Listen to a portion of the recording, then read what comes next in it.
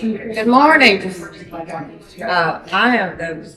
Wasco. I'm the president of the Historical Society. And I just want to say welcome to the 1845 Livingston County Courthouse. It was one of 14 that survived the burning of all the courthouses in Kentucky during the Civil War. And so we're still trying to preserve it because it is unique. And we have, I guess we have finally found out that there's, that we can use this to, I guess, to teach people the history of their county. And it is a rich history. It is a very unique history. They built the new, they call it, the office building, county office building in 2011. They moved over there, and we asked for this building, and we put it on the National Register, and we then got a 100-year lease on it, and so we're actually leasing from the county. They still maintain part of the building as itself, but we have to, of course, take care of it and do moderate things to change it, but they take care of the structure of it. So we have their cooperation with that.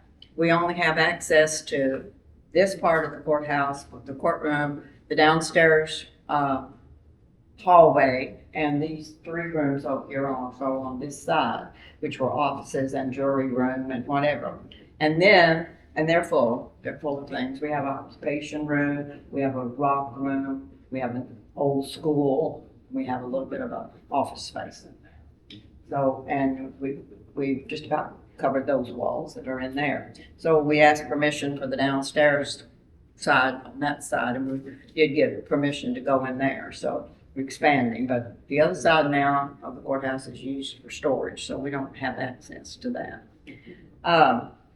We've had many programs in the beginning. We've got all kinds of programs in here. We've had speakers from way out. We've had movies. We did show the Trail of Tears movie in here on another day that the air conditioner went out and it was hotter than this. But we did do that. We've had all kinds of like dinners, Civil War dinners. We've had, along with the reenactment group, and we published books on and whatever. So we've been very, very busy. I would like to say that we have some people with us today that are in here. We have my husband, Mike Wasco, and this is Mark Trail, and we have Shara, whatever I can think of. Yeah, and we have Roger McGrew. So there's some of our members that are here with us today. They're all active and working as hard as they can. We wear many hats, and we want to preserve the history of Livingston County. And but we also want to bring it to you. We would like to get in the schools and bring programs. We would like for the schools to get here and present programs. We've had bands, school bands. We've had school the choirs come. We had groups, individuals, classrooms, or group classrooms. We had 6th grade, I think, last year. But I would like to see the kids come and present programs to us of some sort about the history of Livingston County. So if you're a history teacher or a math teacher or whatever, you could bring bring a group and have the kids perform in here, and their parents would come, and you would have a crowd. So, and we'd all be here, of course. But so I just want to issue that to you. That's still something that we need to improve on, is the outreach to the schools. And so I'm just challenging you to work with us in some way. If we can help you, we'll do our very best. And if we think you can help us, we're going to ask. So please think about that. I would like to introduce now our person that's going to show you a brief slideshow on just a virtual tour, because we don't have time today to take the county. This county is big, it's long, and the roads are spread out, and we would just be driving, and we wouldn't be seeing much, because a lot of those that you find out, those towns are not there anymore. So then at the end of the journey, I have a little packet I'm going to give you, which is just some map of Livingston County with all of the little towns, and some are still there, some are not still there. But if somebody says, you know, I live over at Pickneyville, you can look on that map, where Pickneyville was, well, you know, or something. And then, and it's an old map. And then I also got some brochures in there about this, and you're welcome to come to on your own. You're welcome to bring groups. We just want to be a schedule so that we will be here. We're not here all the time. And then we would like to just, you know, I also gave one from the what is it, the museum itself. And then we started out in a cabin across the street, and that's all we had. And then so now we're in both places. And so just say, enjoy your day, and we're glad that you came by and see us.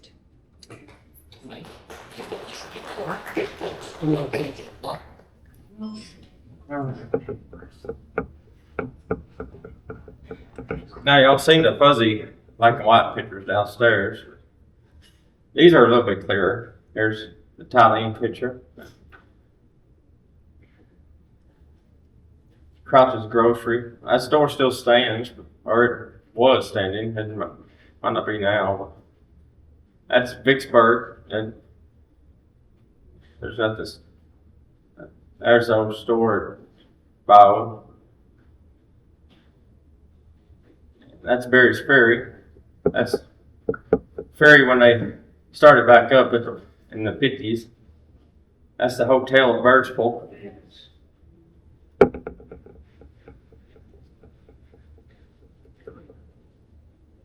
This old service station at Burnham in the 1950s. There's Burnham Ice Storm in the 40s. That's the rock quarry.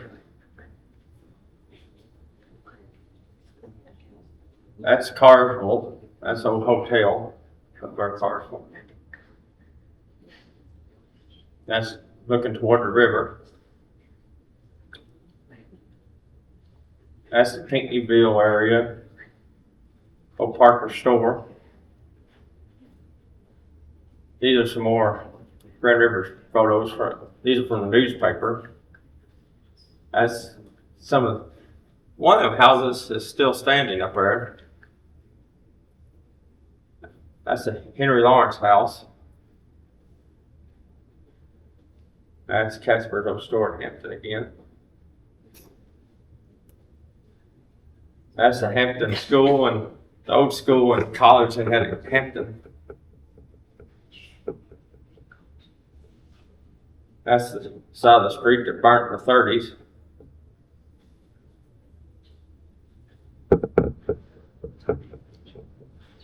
Iuka. That's Mount Carmel Church.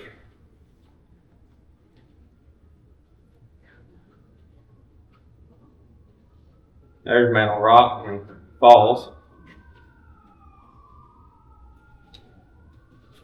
There's the Lake City area, both dams, Furry and Old Pelican Restaurant.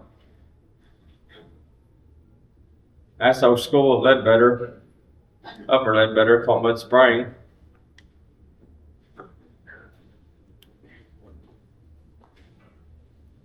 That's the church at Ledbetter.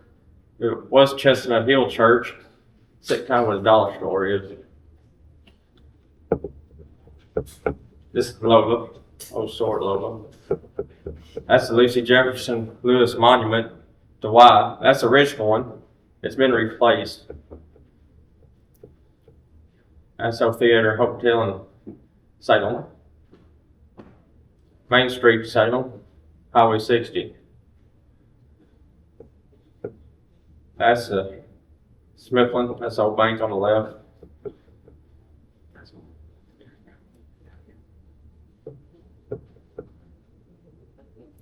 That's Steamboat down at the riverfront. That's the courthouse in the early 1900s. And those are all politicians, are all running for office. That's the upper boat landing at Smithland. All that fell in the river. That's the old Tipton House or Drummer's Hotel, sit down across from the Buzzard Roost. There's the courthouse and the first jail. There's the riverfront when it all fell in the river, took all them buildings with it. That's down there where the old mansion is. That's Thailand, so that's what we got. That was a little bit clearer pictures of course, there's more. We got some downstairs, got some upstairs. So. A couple of them the TV didn't like, so it didn't show them, but it wasn't good enough resolution. But may I help you out some? That old store there set at Berry's Ferry too. It got destroyed in the flood, 37. They had a boarding house at Berry's Ferry. It was a big brick building.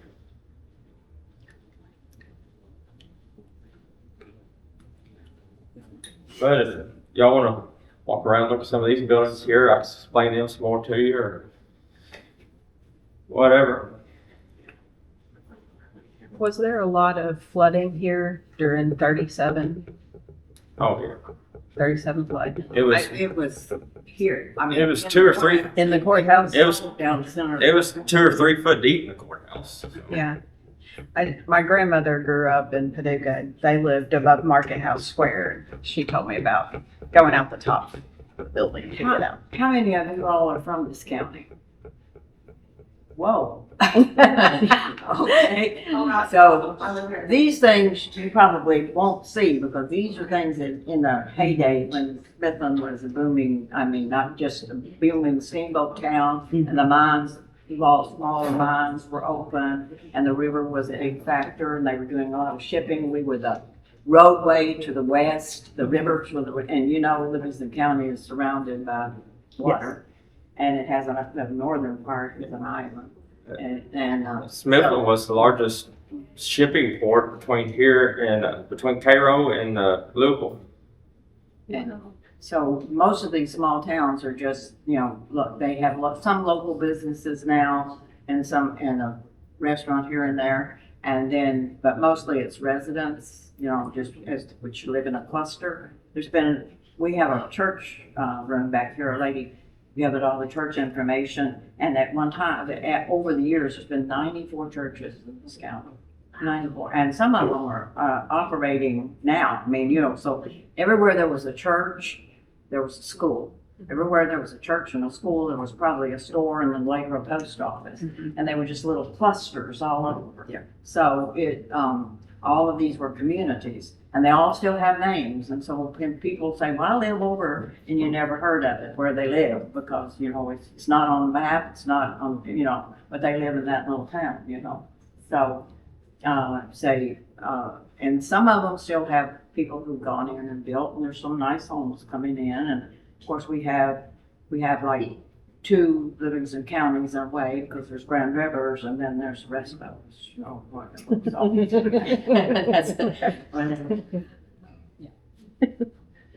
Go ahead, Mark.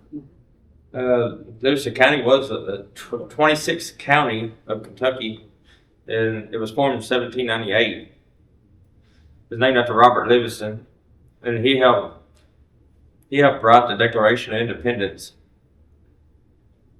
And I think, was it Hickman that helped the Declaration of Independence too?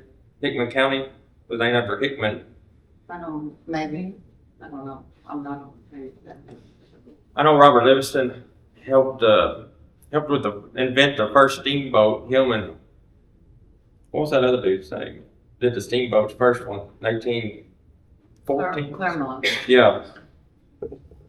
They had the first steam wheeler.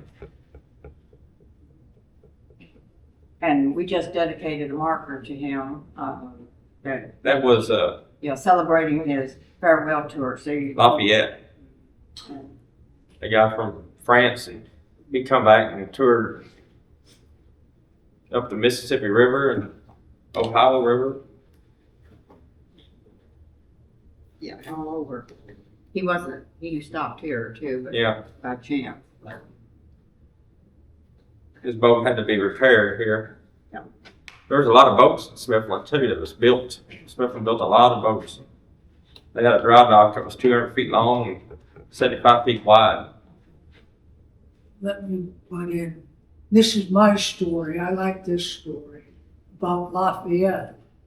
Lafayette came over from France in the Revolutionary War and helped us out because the French didn't like the English, so they came with us. But anyway, in 1825, he came back and did a tour around in all the places where he'd been. Smithland was not supposed to be one of those places. But what happened, he was at Nashville, they came down the Cumberland River, turned the corner to go north up the Ohio to Shawneeville. It was supposed to be Shawneetown, was supposed to be his next stop. But they got a little ways and the ballast in the boat was called the Mechanic, and the ballast shifted, and they were afraid it would sink, so they came back to Smithland. And Smithland had good boat shops, chandleries, I think they called those. And so they got repairs, and Lafayette stayed overnight at the Gower House, which is down on the riverfront.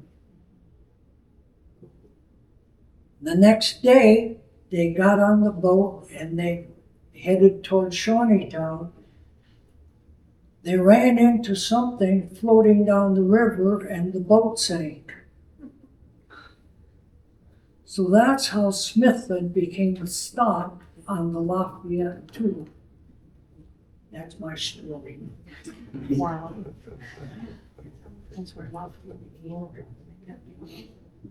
Okay. You got anything else to say? I wanted to point out that I am giving you all those brochures. I also promised that I would talk about the Smithland Cemetery, which is up on the hill. And the high school, it's up by, is it Fort Smith? Is Fort Smith? Yeah, our star, his star. Yeah, Fort Smith.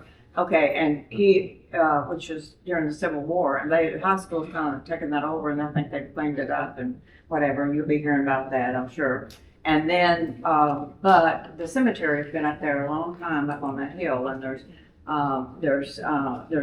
part of it that's got a black part where the early black settlers were buried up there, and then there's a bunch of some of the richest landowners up in that area, and they have real expensive monuments. There's even a French lady that was married a newspaper man from here, and they buried her and didn't mark her grave, and later they buried somebody over the top of her. But she's buried there, and then they have a Choctaw Indian that's buried up there. And there's a little brochure that we sell at the cabin, and the money goes to the Smithland Cemetery Fund. And so there's a lot of people, a lot of history, and there's some of these characters. And I would like to see some history teacher get these people interested in some of these people and come down here and play those roles, those people. I would love to see that. And because they're stories you won't ever hear again. I mean, they have to, you won't find them in the history book. You won't find them in the history book.